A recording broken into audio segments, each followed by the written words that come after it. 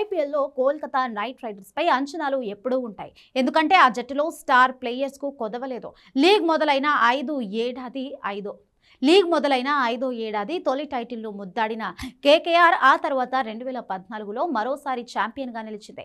అయితే రెండోసారి టైటిల్ గెలిచినప్పటి నుంచి కోల్కతా ప్రయాణం పడుతూ లేస్తూ సాగుతోంది. ముచ్చటగా మూడోసారి ట్రోఫీ గెలిచినందుకు ఏకంగా 10 ఏళ్లు పట్టేసింది. పైగా 6 ఏళ్లలో 4 కెప్టెన్లు మారారు.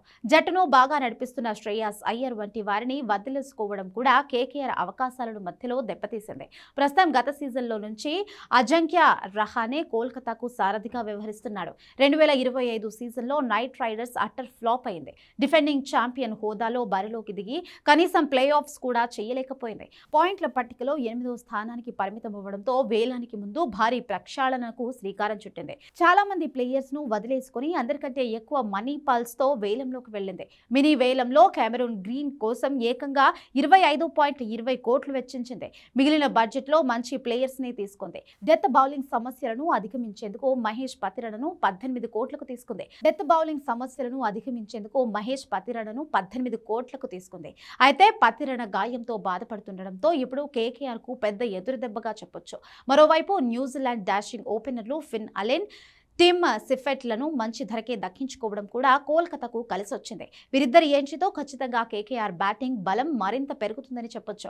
ఇటీవల వరల్డ్ కప్ లో వీరిద్దరూ మంచి ఆరంభాలను అందించారు. ఇక వేలంలో పలువురు యువ ఆటగాళ్లను భవిష్యత్తును దృష్టిలో ఉంచుకొని తీసుకోవడం కూడా కేకేఆర్ కు ప్లస్ పాయింట్. ప్రస్తుత సీజన్ లో కోల్కతా బలాలను చూస్తే ఆల్రౌండర్లు Cameron Green, Sunil Narine, Ramandeep Singh లు కీలకమని చెప్పొచ్చు. అదే సమయంలో కొన్ని బలహీనతలు కూడా ఉన్నాయి. బౌలింగ్ లో హర్షిత్ రాణా లేకపోవడం పెద్ద ఎదురుదెబ్బ. దీంతో స్వదేశీ ప్లేయర్స్ పైనే ఆధారపడాల్సిన పరిస్థితి ఉంది. స్పిన్నర్ వరుణ్ చక్రవర్తి కేకేఆర్ కు ప్రధాన బలమయ్యే అవకాశం ఉంది. అన్నిటికీ మించి రహానా కెప్టెన్సీకి ఈ సీజన్ పెద్ద పరీక్ష.